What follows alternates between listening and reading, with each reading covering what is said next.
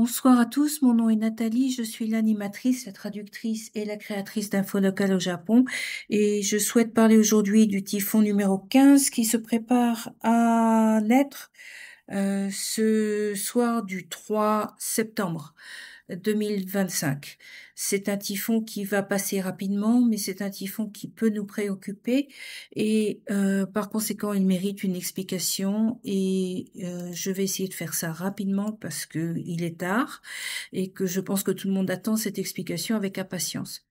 Alors, comme j'ai déjà expliqué sur plusieurs autres vidéos, je vous invite à les regarder pour les explications sur les typhons. Néanmoins, je vais faire rapidement une explication de du fonctionnement du typhon et comment comprendre la carte. En cas de question, n'hésitez pas à m'écrire. Alors les typhons, jusqu'à ce qu'ils deviennent typhons, sont des dépressions tropicales et vous le voyez ici. Cette dépression, pour l'instant, a le nom A. Lorsqu'elle deviendra un typhon, ça sera un numéro. Normalement, ça devrait être le numéro 15. Ce sera le 15e typhon de l'année. On a encore 10 typhons en moyenne qui devraient arriver cette année, entre 5 et 10. Donc encore un petit peu de patience pour la fin de la saison, mais pour l'instant c'est le 15e. Alors le typhon se déplace vers le nord actuellement et il va virer une fois qu'il arrivera dans le Kyushu, à cette hauteur ici, il devrait virer vers la droite si la courbe des prévisions est exacte. Alors, la courbe des prévisions, en fait, c'est cette courbe, vous voyez cette trajectoire en pointillé, c'est la trajectoire telle que on peut s'imaginer que le typhon passera à l'heure actuelle. Malheureusement, on n'a pas cette certitude encore. Il est possible que le typhon passe un peu plus à gauche ou un peu plus à droite. Et comme vous le voyez, le cercle des prévisions, c'est-à-dire que là, on est à peu près sûr, à peu près de la trajectoire du typhon. Mais là, il pourrait arriver ici, ou il pourrait arriver ici, ou n'importe où entre ces deux points. D'accord? Donc, à 9 heures du matin, demain matin, il pourrait être n'importe où entre ces deux points. Si il est exactement au milieu ou à peu près au milieu, la trajectoire est fiable.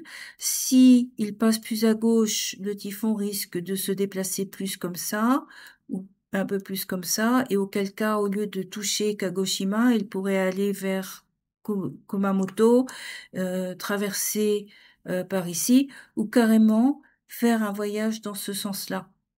D'accord? Ce qui veut dire que nous avons beaucoup de choses à anticiper, mais pour l'instant, nous ne sommes pas sûrs de la trajectoire. Alors, tant que nous sommes à la gauche de la trajectoire, nous avons surtout beaucoup de pluie et du vent quand nous sommes énormément de vent lorsque nous sommes devant la trajectoire, lorsque nous sommes à l'arrière de la trajectoire du typhon. Le vent est un peu moins fort sur le quart gauche de la trajectoire, si vous regardez dans ce sens-là, d'accord? Donc le vent sera un petit peu moins fort.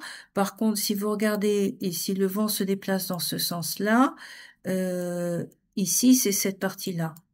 Donc tant qu'il n'a pas tourné le typhon, euh, au fur et à mesure qu'il avance, il va avancer comme une spirale qui monte comme ça, d'accord? Il est poussé par un anticyclone, donc il suit le vent de l'anticyclone, et il est poussé, il avance comme cela. Et en avançant, le vent va être fort dans ce sens-là, d'accord? Comme ça. Et puis après, il va tourner, et puis il va continuer sa course comme cela. D'accord? Et au fur et à mesure il va continuer sa course, il va amener beaucoup de pluie en avant de sa trajectoire, c'est-à-dire que si le typhon se trouve ici, toute cette zone-là va avoir beaucoup de vent et beaucoup de pluie.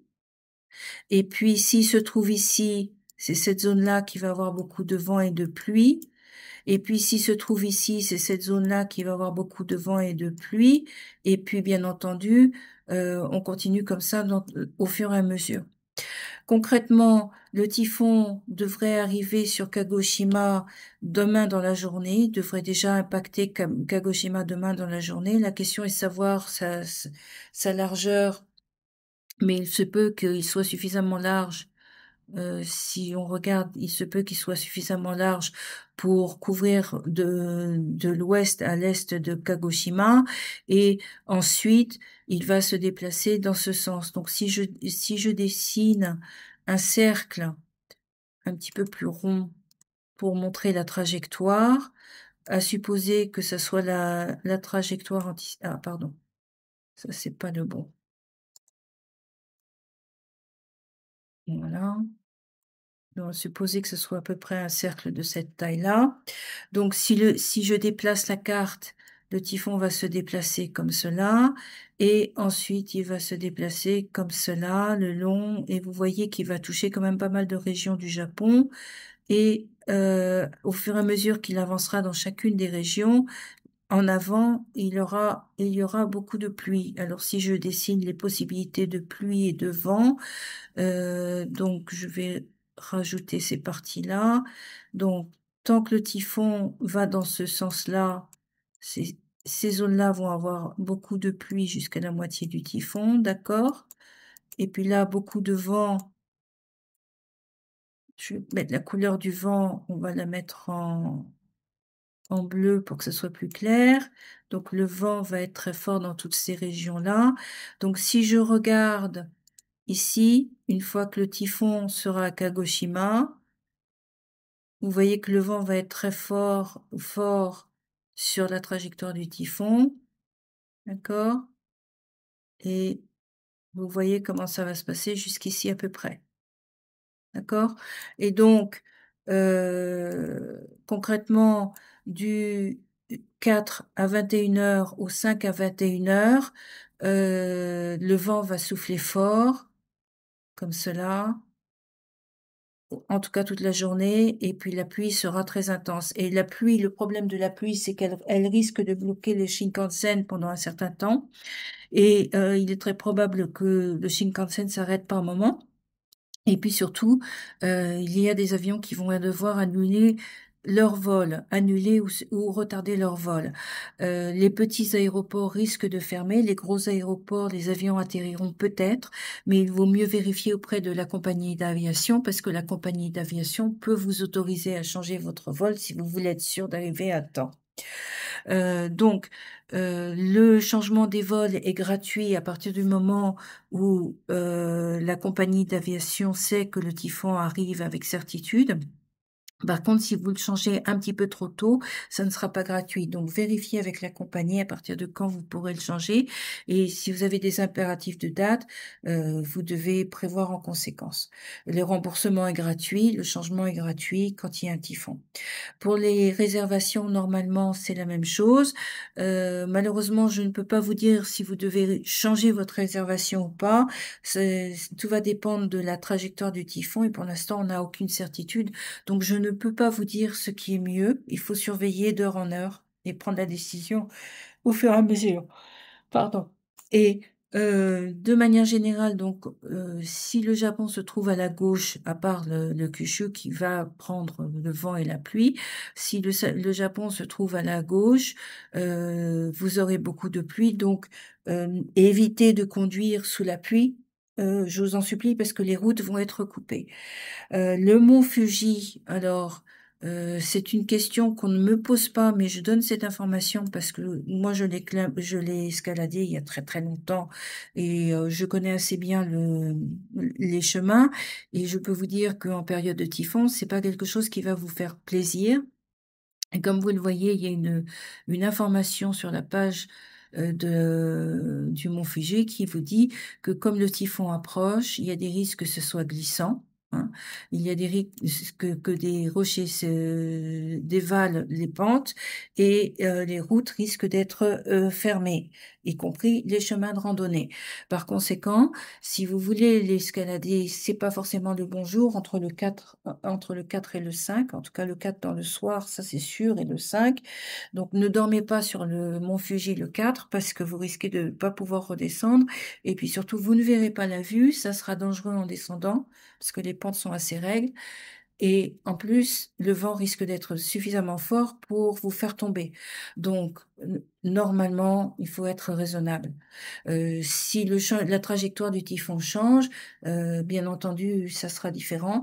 Suivez les informations d'heure en heure pour prendre une décision. Donc je reviens là-dessus. Donc, pour résumer, prenez bien soin de vérifier la trajectoire du typhon. Si la courbe si la trajectoire du milieu descend vers le sud, l'impact du typhon sera moindre sur le reste du Japon. Si elle est plus haute, à ce moment-là, le vent risque de faire des dégâts sur terre. Quand un typhon atterrit normalement, il perd en puissance, mais dans ce cas-là, il ne va pas perdre en puissance puisque, il va continuer à gonfler, il y aura toujours une partie qui sera sur l'eau. Donc, malheureusement, il faut surveiller la courbe jusqu'à ce qu'il s'éloigne du Japon. J'espère avoir répondu à vos questions. Le Shinkansen va s'arrêter, les avions risquent va s'arrêter par moment et préparez vos maisons pour les inondations. Et j'oubliais, très important, il y a eu des grosses inondations dans le Kanto et dans le Tohoku le 3. Je vais mettre les informations Lifeline à partir de demain, notamment pour les régions qui n'ont plus d'eau. Je vais essayer de trouver toutes les régions qui n'ont plus d'eau et des informations sur la façon de dégager les logements, etc. Dès que je saurai à peu près où sont les zones qui ont des gros dégâts. Par contre, excusez-moi. Par contre, si vous êtes dans une de ces régions et que vous avez besoin d'aide, notamment pour savoir comment dégager, comment faire les papiers pour la mairie, etc., je fais ça à chaque grosse intempérie. Donc, envoyez-moi un message pour me dire dans quelle ville vous êtes et je mettrai les informations pertinentes à votre ville en priorité. N'ayez pas peur de me contacter, je ne mords pas.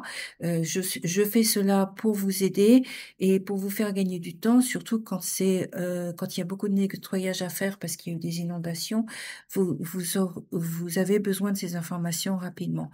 Donc n'hésitez pas à me contacter. Voilà, je vous souhaite une bonne soirée et à demain, en espérant que le typhon ne nous fasse pas trop de dégâts.